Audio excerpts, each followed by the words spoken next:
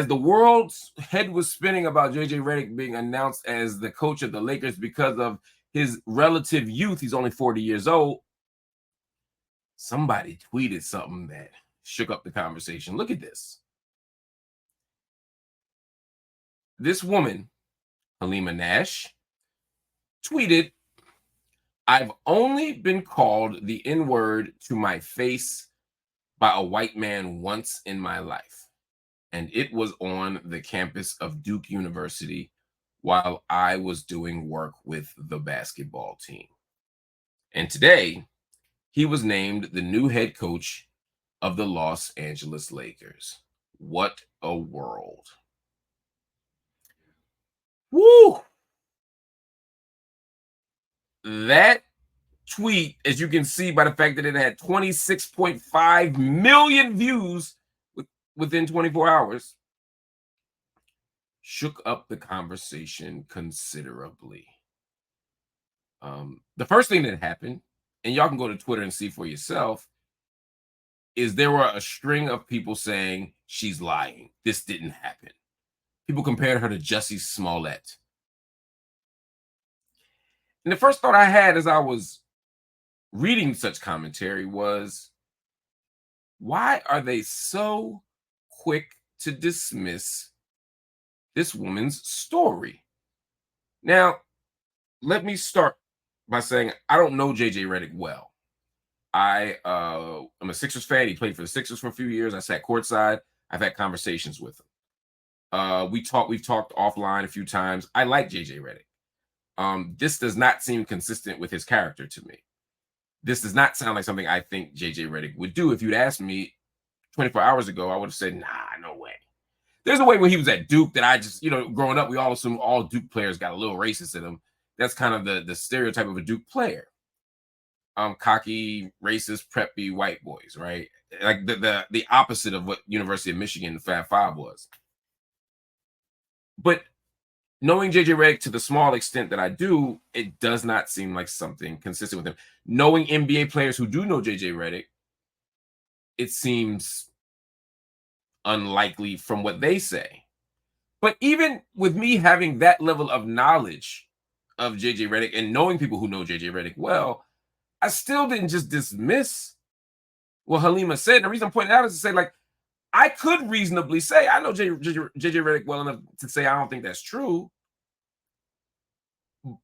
But most of these people don't know JJ Redick at all, or Halima Nash, or anybody else in the conversation.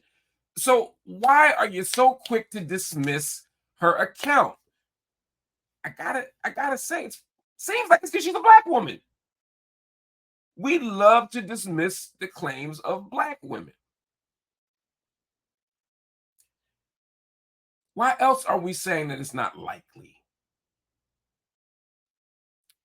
She didn't ask for an exclusive interview. She didn't sell her comments. She didn't tweet for money. She didn't put herself on all the cable news or network news stations afterwards. She didn't do anything. She has her own career. She has her own success. She has her own networks. She's well respected and liked by what I can tell. I did a little research on her as well. She's also a Howard girl. Shout out to Howard University as always. There's no reason to think she's not credible.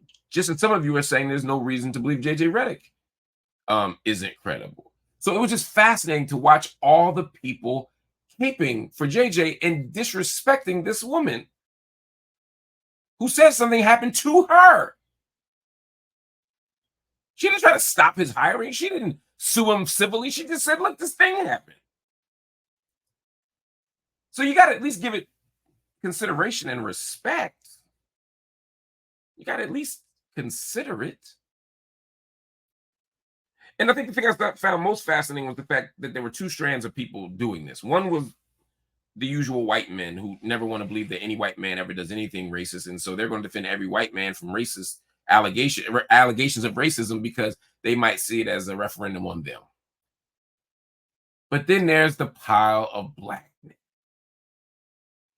I think that's the frustrating part. When I see brothers jumping up against Halima Nash or against his sister who's speaking out with no knowledge of either person. Again, if you know JJ Redick and you feel like, look, I know him, I feel good about who he is, that's different. But if the only thing you know him from is TV, and the only thing you know her from is Twitter, why are you just assuming the sister's lying? Why are we attacking her? And the fact that this happens so often with my brothers, man, it's like, why can't we? You can just say nothing, but you don't got to just stand against the sister. Like, why? But anyway, the question is, did JJ say it? Well, today, JJ's camp released a statement. They said it absolutely did not happen. So now it's a he said, she said. She says it did. He says it absolutely did not. I plan to reach out to JJ Redick and get more detail on that. I plan to try to connect with Halima Nash and ask her for her story. And I'll let the public decide. But this is not something that we should ignore. This is not something that we should sweep under the rug. This is not something that we should pretend didn't happen. Let's pursue the truth and get the truth and then move from there. That's all we can do. But what do y'all think? Some of y'all are basketball fans. Some of y'all are hoops fans. Some of y'all are just observers of culture. Who do you think is telling the truth here? What do you think really happened? What's your analysis here? Do you think somebody's lying? Do you think it's a miscommunication? Do you think it was a misunderstanding? Do you think somebody forgot? Do you think somebody's crazy? Do you think somebody's being deceptive? What do you think is happening? Y'all tell me, because I don't know. What I do know, though, is at some point, we got to arrive at an answer. And when we get that answer, we got to decide what to do. Now, if it were determined that this sister wasn't telling the truth, I mean, that's kind of easy. We don't really know her and we could just keep on moving with our lives. But what if it turns out that he did say it? Should he lose his job? Should he be fired? Should he be suspended? Should he be rebuked? Should he be chided? Should he get a letter of criticism? What should happen if he did do it? And if it happened 15 years ago, or maybe almost damn near 20 years ago now,